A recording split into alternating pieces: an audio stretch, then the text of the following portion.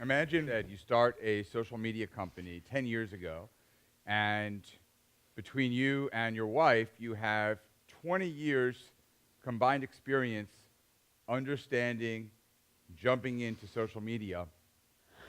And then all of a sudden, you realize you have 3 kids that are using social media and apps and technology, and you're still scared out of your freaking mind. Well, that was us. And if you imagine that same scenario, but without 20 years of combined experience understanding social media and technology and apps, well, that's pretty much everyone else in the room. So I'm here to say I get it. I understand. This is really scary stuff and really challenging stuff. And we're here as your neighbors and friends, and hopefully experts, just a little bit, to help guide you guys along the way. We're all in this together, and we are committed to helping you in this journey. First, a quick look at how our kids use social media and technology. Our 13-year-old, Charlotte, is constantly using Snapchat. These are streaks and recents. We'll talk about that in a little bit. Our 9-year-old, Kate, is constantly using Musical.ly. This is her making one of dozens of Musical.lys that he's made. And our 2-year-old, Seth, doesn't use social media himself, but he has watched this video on Facebook of him and Winnie the Pooh over 100 times. He says, "Pooh, I know it's time to get together on the couch and watch the Facebook video on loop." It has like 3,000 views already, and I think half of them are from him. It's actually a pretty great video. Pooh walks out the door with him. We had to call security. So let's talk about what we're going to talk about today. So first, we're going to talk about fears versus facts. And fears versus facts, it's scary out there. We know that. We also want to give you some facts that hopefully will keep it calm, take it down a notch. We'll be in a good space. Okay, we're going to talk about devices, what your kids will ask for and when. We'll talk about networks, which networks your kids will be on and why. And then really communicating with your kids, which is the crux of the presentation. It's really about how we make sure that we're communicating effectively and creating a relationship with our kids so that all of the fear becomes less of an issue. And finally, we have resources for you to kind of continue this dialogue on your own. So let's talk about fears versus facts. We see this all the time. These are going to scare you every minute. The one that I get really anxious about also, aside from all of these horrible dangers, the perils of sharing. Should you not be sharing pictures of your kids online? You cannot open your phone without being inundated and afraid. And the truth is, this stuff is real. It is real. But there also is a reality that all of our kids and all of us as adults are using technology to move forward. So it's how to best prepare yourself and not freak out. Okay? So we're going to take a non-freak out pledge today. Even though we're not freaking out, we're still kind of freaking out. So there's 72% of us that are concerned about maintaining the privacy of their children's information online. So forget about them getting, all of the horror stories you see, this kid lured in this space. Also, we never had this type of exposure in our lives as kids. Imagine if every mistake you made was on Instagram or any of these areas that would never be fathomable to us. And so, of course, we're concerned about their privacy online. Will it affect them getting a job? Will it affect all of these different things? By the way, I am definitely concerned about the other 28% that have no concerns about the privacy whatsoever. I found this a troubling stat, to be honest, which is part of the reason I put it here, because I thought it was kind of funny. Okay, so despite the fact that we're all really concerned, if that goes, there we go. 55% of us let our kids go on before the age of 13. Even though every social network technically is age 13, you'll see that 55% of us allow our kids to try things. For instance, you just saw Kate on Musical.ly. She's 9. We choose to let her do that, okay? This presentation is not to tell you to let your kids get on at 9 years old or whatever age you have. The presentation is to show you that there are very different and varied styles of parenting. One-size-fits-all parenting is completely and totally impossible. And if we gave you a specific methodology, it would be our methodology. So we'll share with you kind of what we do. But there are lots and lots of different levels of how you parent with this stuff, and there really is no right answer. I'm going to show you exactly why there's no right answer. There are 3 different parenting styles in a study done by the University of Israel at Haifa. 495 parents, they had children ages 9 to 14. 3 different parenting styles. The first was active physical supervision. This is, they're monitored, you know their every move. If they send a snap, you see it. If they send anything, it's in front of you, it's on one computer. This is active physical supervision. You know their every move. Active guidance is more like, we're teaching you the rules, we're checking sometimes, but we're not on top of every move. Laissez-faire is like, we trust you, do what you want to do, okay? So of these children, do we know who engaged in the most risky behavior online? What do you guys think? It's active supervision. Now, I want to tell you one thing before you feel like I'm bashing active supervision, because I'm not. It's quite possible that the parents who were doing active supervision were doing that for a reason. Maybe their children were more at risk for this type of behavior, okay? So I can look at this data and say, I'm not so sure. The reality is, all of these kids, the kids who engaged in the most risky behavior were active physical supervision, had parents who had provided active physical supervision. However, they all turned out okay. They all turned out okay. And so let's talk about this for 1 second further. So I love this book, The Big Disconnect by Catherine Steiner Adair.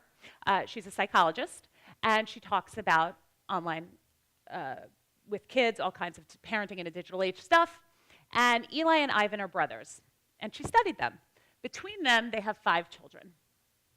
Eli has 2 boys and a girl. Ivan has a boy and a girl. Okay, so Eli, active parental supervision. On top of everything, has only 1 desktop. It's in the living room. This is, he's all over everything. Ivan plays Call of Duty, which is a very kind of violent video game. They let them do anything they want. They're, really, really open. Both Eli and Ivan were committed to being very, very present in their lives, having a dialogue, making sure that they were always talking, always spending time together, and sharing love. Who do you think, whose kids turned out better? Oh, newsflash, they turned out the same. Because the reality is that when you're together and when you're present and when you're focused on being in your child's life, the rules you make are your own rules, okay? And so this presentation today, as we take you through it, is a judgment-free zone where we are going to take you through, and hopefully you will develop rules that you feel most comfortable with. So let's talk about the devices that your kids are using and want to use. There's really 3 categories of devices that your kids will be using. The first is gaming consoles. Wii, Xbox, Nintendo. The next is media consumption and messaging devices. iPad, iPod, iTouch, All the fill in the things. blank. And finally, of course, the smartphones. Now, all of these devices have 2 things in common. First, the ability to connect with people outside of your controlled environment. That's probably the scariest aspect of all of this. We can't really totally control all the people that they can communicate with through any of those devices that we all know they want. And finally, the ability to set privacy settings to provide limits on that connection. So that's really where we can start to gain a sense of better control over their activities and over the outcomes of all of their communication using all of those devices. Okay, so let's start talking about networks. Here's a little beginner handbook. We handpicked some networks that we thought were around in port. We have lots of information on lots of networks. If you ever want to know anything, we can talk about that later. But for now, we picked the ones we thought were most common. Generally, what we find is that kids start with iMessage. The first thing they want to do is they want to group chat their friends. Before they get into anything else, they're using their iPad to message. We find that this can be as early as 3rd grade. It depends on if you have older siblings. It's used really for one-to-one conversation. They talk to close friends that they know. Generally, you're not using iMessage to communicate with anyone you don't know. It's fairly limited, fairly safe, usually the first foray, and it's used for group chats and individual texts. Next, we've got YouTube, which is kind of like the grandfather of social networks at this point, and the one that still is pretty popular amongst kids. And so obviously kids are using YouTube to create videos and to watch videos. One idea that some parents do is to keep their kids' YouTube accounts private, and that way you can track who's paying attention to their videos, who's watching it, whose videos they're watching and commenting on as well. Musical.ly. Okay, so with Musical.ly is an app where you can basically lip dub any popular songs or also very strange sayings. I don't know how much you've explored in Musical.ly. How many of you have been on Musical.ly ever? Okay, good. That's a very advanced crowd. How many of you have made a Musical.ly? All right. Okay, so you want to just make sure that your account is private for your child. Make sure that their account is private, that they have to request to follow, and then usually you can approve. I would talk with your child about approving who would follow them. It's used for a fun user experience with friends, and then it's both consumption and creation. So they're using this to consume videos, specifically a lot of influencers. If you've ever seen or heard of somebody named Baby Ariel, who's like now famous because of Musical.ly, very bizarre. There are actual stars being built up from this. So they're consuming content, and they're also creating content. With Musical.ly, if you keep accounts private, there's really not a tremendous amount of risk. The only amount of risk that you're looking at is that sometimes songs or little segments that they have are a little adult. So you might want to watch in that area. But this is not like people are targeting you or your children on Musical.ly. So next is Instagram. A few years ago, we were talking to Charlotte. She was probably 11 at the time, and we were talking to her about Facebook. And I remember, as longtime Facebook users for business, we've built a couple of businesses off of Facebook, basically. We said to Charlotte, when you turn 13, are you going to join Facebook? And she looked us dead in the eyes and said, Dad, Facebook is for old people. So you won't see Facebook on this list because, frankly, it's irrelevant. But Facebook is a brilliantly run company, and one of the really awesome, brilliant things that Zuck did fairly early on was to buy Instagram and to turn Instagram into the next Facebook, if you will, for young people. So we're seeing massive, massive growth on Instagram amongst young people. Frankly, it's starting to take away pretty significant market share from the last one that Carrie will tell you about in a moment. But Instagram has done a terrific job of building up a very popular platform, both for sharing content and now sharing stories in that sort of real-time feel. Just like these other networks, you can keep your kid's Instagram account private if you want. You will find kids will want to often not have it private because they want to amass a large following on Instagram, similar to how folks have used Facebook in the last several years. There's a great benefit to that, though. Because they're all obsessed with getting followers, all the parents can follow them, and they'll accept your follow request if they're open. They're so excited. They're happy to show you. So that's one of my favorite things is I follow all the kids. But I don't comment because that would be highly uncool. If I commented on Charlotte's friends, it would be uncool. But I do follow all of them, and they all let me, which is great. Okay, Snapchat. I have the hardest time talking to you about Snapchat. Why? Not because I don't love it, because I do. Not because I don't understand why the kids want to use it, because I do. And I actually think it's a much less scary reason than you guys may think. It's simply a lot of fun. It's a great user interface. But messages do disappear. Messages disappear, and it's used as a messaging device. It's really, you'll see on Snapchat. How many of you were on Snapchat before today and I asked you to download? Okay, good. How many of you are on Snapchat now? Everybody! Okay, Yay. good. So with Snapchat, you're going to have a real discussion with your kids about it because primarily, first of all, you want to set your settings that there's dual permission needed to communicate.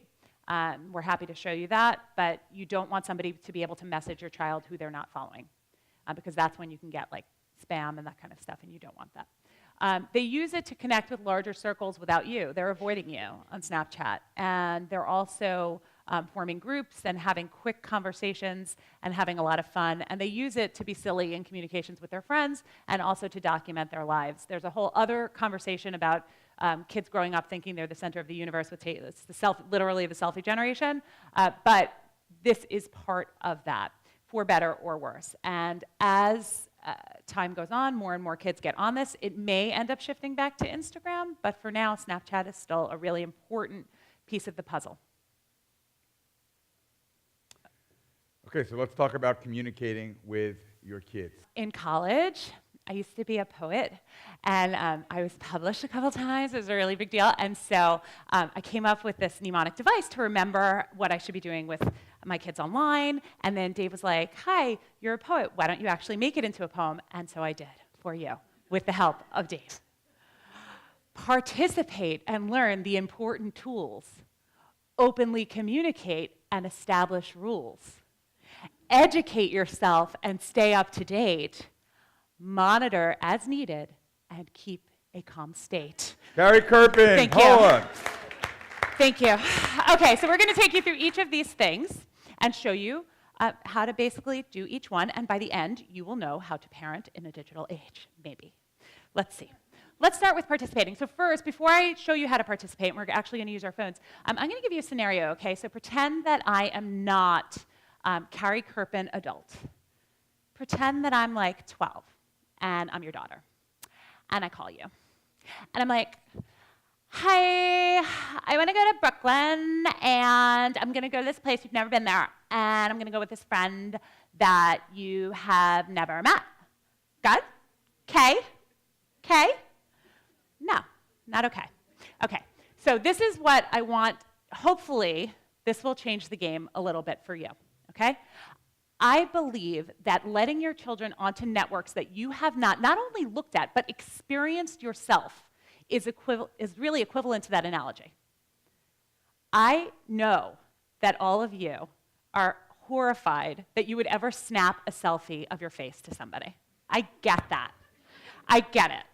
You have to snap so that you understand why they're doing it, how they're doing it, and if you suddenly need to get in there, you need to understand what's going on. And here's my recommendation to you. I believe very strongly that we need mom squads or dad squads or parent squads. We need to be able to send each other stupid selfies to test this out. I believe this very strongly, because who else are you going to send this to? I mean, you're not really going to have a serious conversation about this and send a selfie of yourself vomiting rainbows. But you might send it to another mom or dad who really is like, are we doing this right? Okay? So that is my hope for you. And because that's my hope for you, we're going to try that now. So hold on. Let me just get my phone. So let's see. You guys can take out your phones. Hopefully you all have Snapchat. Here we go. I'm going to show you how I'm going to snap Dave right now. So first I'm going to turn around. I'm going to go in selfie mode. Then I'm going to capture my face by putting my hand on it.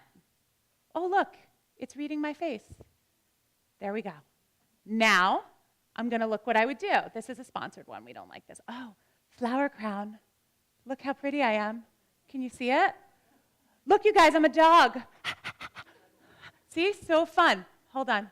This is why, look, this is why I am using Snapchat. This is why your kids are using Snapchat. Here, so I'm going to take this picture.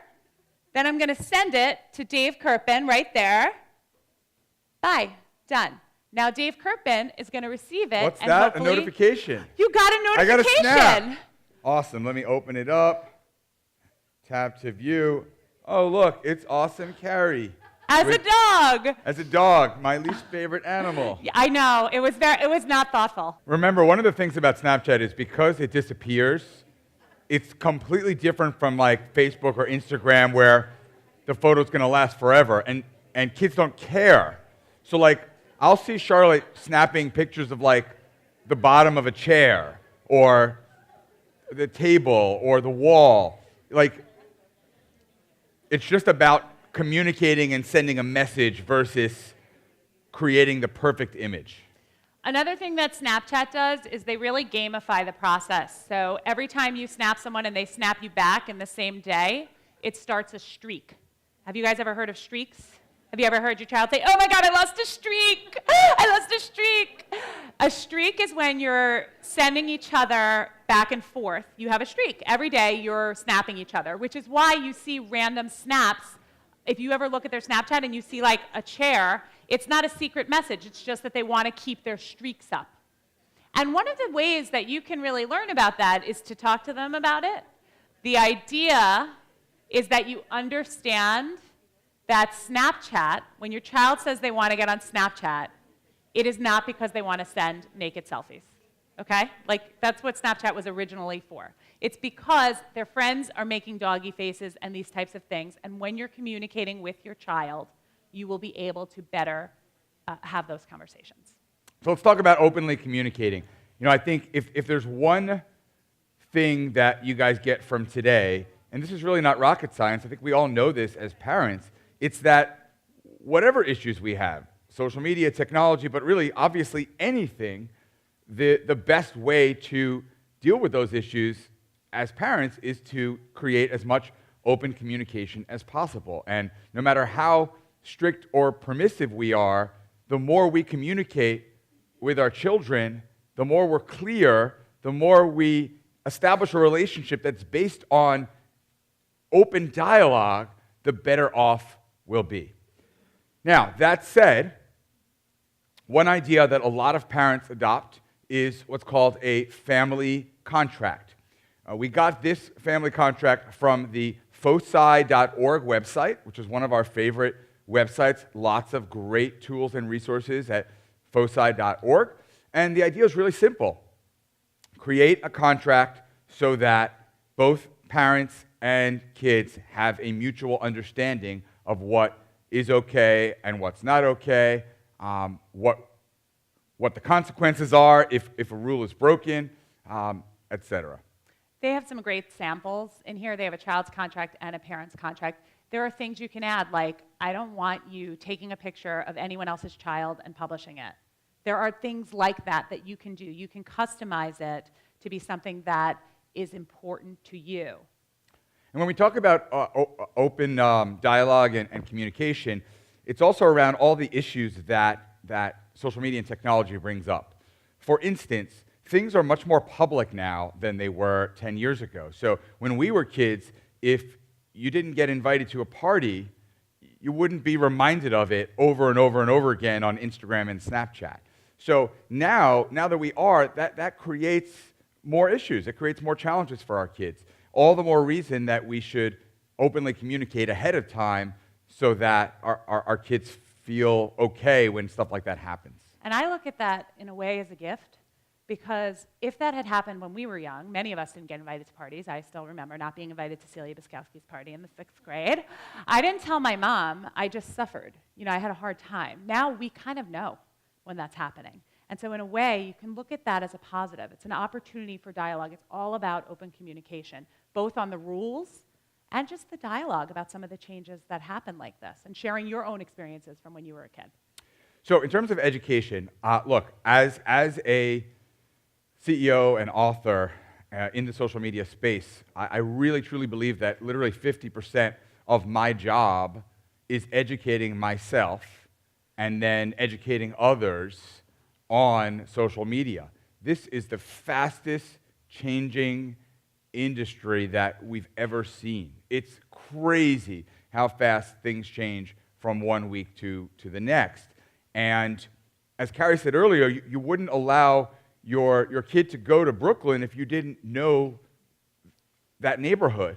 Well, if the neighborhood changes every few months, you've got to figure out what's going on. You have to constantly educate yourself. Now, my best recommendation for how to educate yourself on all the social networks is to join them, is to, just jump in, deal with the reality, and get on the social networks yourself that you know your kids are using. And there are lots of other tools and resources to educate yourself on the space. So this is .complicated. Randy Zuckerberg, a friend of ours, runs that site. We mentioned foci.org. commonsensemedia.org, some of you may know from the work that they do recommending TV, movies, what's appropriate in traditional media. They've now moved on to social media, so you can use that as well to learn about how safe or appropriate various sites are. I mentioned .complicated.co. SafeSmartSocial.com has some great tools and resources. And of course, coming soon, CarrieandDave.com as we go into the space a little bit further. Okay, I'm going to talk to you about monitoring. But before I talk to you about monitoring, which is, by the way, the #1 question every time I give this presentation, people want to know. Okay, how do I monitor? How can I check? How can I check? So I want you to just think back for a second. You're 13. You're 14. Imagine if your parents had a recorder for every conversation you had in the hall, on the phone, when you passed a note, everything under the sun. That is how this feels to our kids. Now, the other side is that when you had conversations and passed notes and did all of these things, they were not at scale and they couldn't cause the same amount of damage that some of these things can cause. So it's a balance of both. I'm going to tell you what we, the Kirpins, do, and then I will tell you all of the different things. If you want to monitor their every move, you're going to come out of here like, I learned everything today. So we'll give you, the full deal. What we do is pretty simple. We do spot checks. So I, at any point, without warning, take the phones and go through everything. I open every app. I look at every snap, which is annoying because then they lose their snaps at that time. So I try not to do that too much with Snapchat. But I look at their texts. I look at these things, and I will tell you something. Generally, what I find is fairly harmless. Sometimes I find things that I wish I didn't see because they're kind of harmless, but it's from a young girl who's coming of age, and then all of a sudden I'm seeing this. I'm like, maybe I shouldn't. And so I have a lot of mixed feelings about this, but I think it's essential in some way to check. And again, that's just from the two of us. Apple ID, this is the easiest, earliest way when you monitor. Just put your kid's iTunes account, what they're using iMessage on your computer, and all their texts will come in. So that most of you probably know. Okay, so here are some resources for you. NetNanny. NetNanny observes more desktop activity. It replicates it and acts as a mirroring system. It doesn't work as well for your kids because probably most of them are using their mobile devices. So that's where we turn to TeenSafe. TeenSafe will allow you to retrieve deleted texts. That's something that can be really important. Again, sometimes you want these things and don't need to use them right away. It's like you have it as an emergency. So if something happens, all of a sudden you can go back, but you don't need to check it all the time. And again, that's on the scale. You can go either direction. My Mobile Watchdog mirrors the entire mobile experience. However, none of these are able to do Snapchat. So if you want to monitor your child's Snapchat, there is a paid service called mSpy. It allows you to open it and doesn't show that they're open for the kids. So this is if you want their Snapchat. I will tell you that when I look at Charlotte's Snapchats, I think there are 500 in a day. And I think I would get just little stupid things. They're boring. They're boring. Most of them are really boring. But again, you may want this just to, sometimes I feel like you could have it just to know if you need it, it's there. But I would have a hard time if I put that on, not checking everything. I'm just being honest. I would have a hard time. So yeah, my kids know everything that I have. So yeah, so I don't have any of the ones at the bottom. They know I have Apple ID, which is probably why they go to Snapchat so much. And they know that I spot check. I say it's spot check night, I'm spot checking. And different rules, like no phones in the, obviously no phones at the dinner table. We have our own system, no phones in bed at night, these types of things. So everybody sets their own. So obviously we had limited time today, and there's only so much that we can share in that time. Yes. And I know how overwhelming and scary this all is, as I said. But I want to leave you guys not feeling hopefully too defeated, but feeling a little bit, just a little bit more empowered, just a little bit more educated, just a little bit more confident that you can tackle these challenges, that we can tackle all these challenges together. So Carrie and I are going to close with a quote from Dr. Benjamin Spock. Trust yourself. You know more than you think you do. You really do. So thank you guys very much for having us.